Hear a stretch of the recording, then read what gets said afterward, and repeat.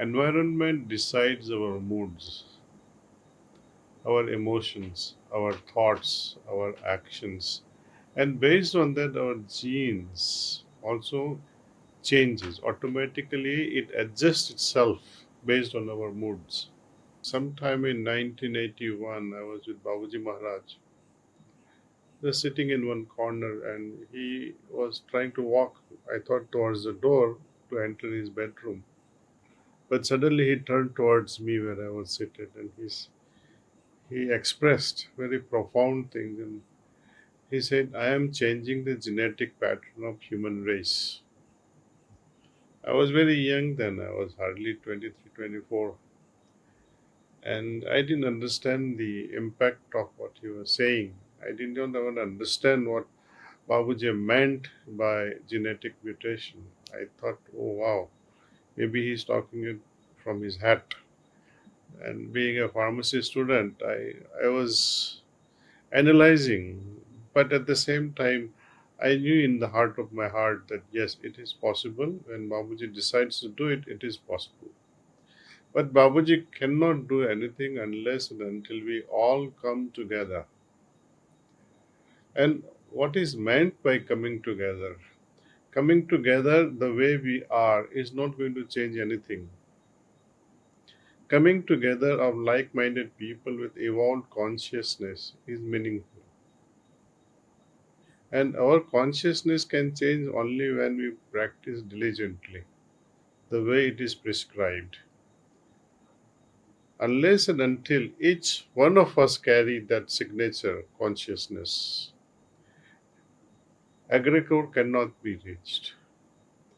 And unless a certain population within the community come together and reach this climax of consciousness, till then it's not going to happen. See? And when we are studying some scientific researches these days, that it is the environment that changes the genetic disposition. It's a proven scientific fact. Depending upon the environment in a family, the child's growth is also determined accordingly. Genetic disposition is already determined by the environment.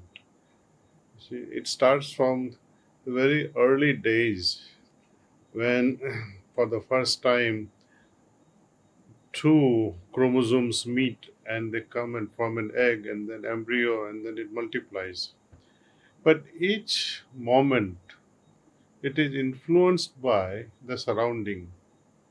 If mother is surrounded by a violent atmosphere versus mother is surrounded by peaceful, holier atmosphere, then the disposition of the growing embryo will be different.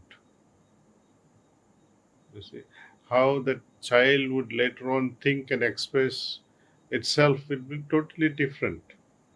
And it is all determined by that environment. The way we conduct ourselves in a family, that brings in and cultivates the future of our family. And it continues like that. See. Have you seen one thing that when you visit Smashan Bhumi, for example, where all are in a very sad mood, morose mood, all absorbed in godly remembrance, perhaps remembrance of the one who is lost, who is passed on. And this atmosphere impacts us equally. Some and no one can escape this sadness.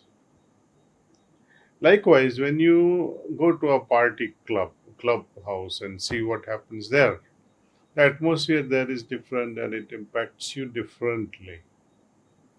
Similar thing happens in a hospital. For example, when your loved one is in a hospital and you go, what happens to you then? So it all depends on the environment. Environment decides our moods, our emotions, our thoughts, our actions, and based on that, our genes also changes. Automatically, it adjusts itself based on our moods. So when many of us come together, like-minded spiritual people, And when that intensity, I mean, whether there are two very serious abhyasis or 200 abhyasis but not very serious. So you have to wonder whether what matters, is it the number or is it the quality of consciousness of each individual? So Babuji says it's all about consciousness which is so refined, but not just by one person, but multitude of it. And when that happens and society is impacted, then look at this Madhu or look at this Nagaraja or look at this Girish, and they become the inspiration to the society, where one feel like changing oneself and say, wow, Sahaj Marg can change me also. If Nagaraj can change, if Girish can change, if Madhu can change, if Kaushika can change, I can also change. So our at the moment our role is, we are the product. We are the salespeople.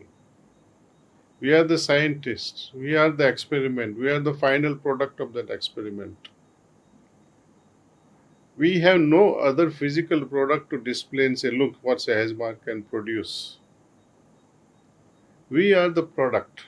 And how we display ourselves with our behavior, the way we talk, the way we conduct ourselves in society, in the office, at home,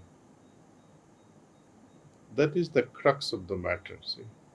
Every lead a life in such a way that it create piety, feeling of holiness, feeling of reverence in others.